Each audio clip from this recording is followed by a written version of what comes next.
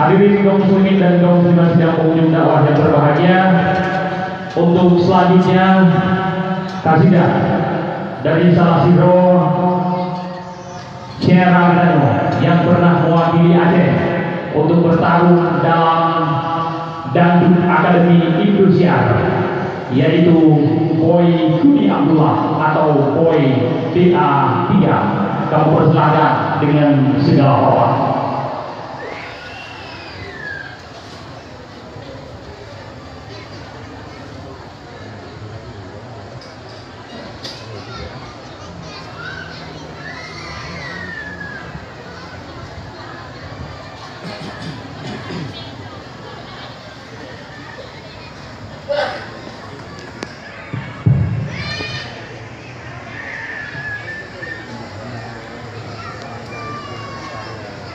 Assalamualaikum warahmatullahi wabarakatuh.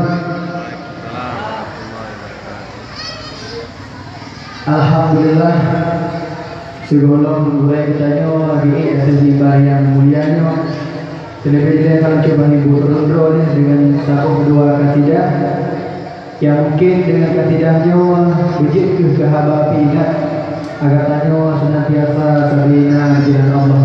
Kasidahnya pun jaga agama.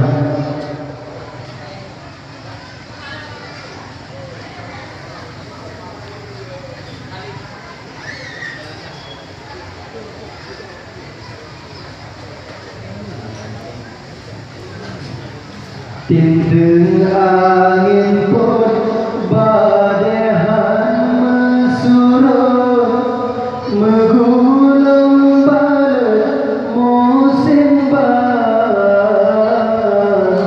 Islam betapa di Aceh betapa tetap tak ikut lagi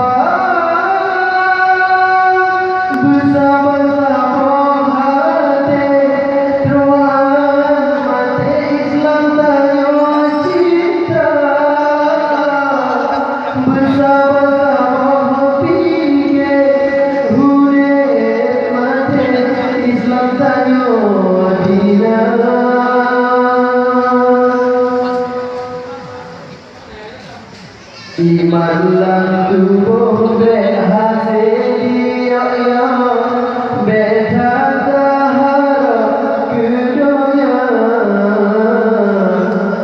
Iman lan tubuh berhasil dia betata harap kedonya. Di Aceh berlahir pengikut Ahok yang harap hina agama, nesayang mencinta agama saudara, belego jatuh Islam hidup berada. Iman lan tubuh berhasil dia betata harap kedonya. Di Aceh berlahir pengikut Ahok yang harap hina agama, nesayang mencinta agama saudara, belego jatuh Islam hidup berada. Sayang kebikan sayang menyai selangkara, hancur peradaban umat manusia. Halai perahiran menyadoh bala Tuhan, karena kewajiban yang kata lupa. Bersabar-sabar hati terongan mati Islam tanya cinta. Bersabar-sabar fikir hudib mati Islam tanya bela. Bersabar-sabar fikir terongan mati Islam tanya cinta. Bersama-sama fikir hudib mati Islam tanya bela. Saya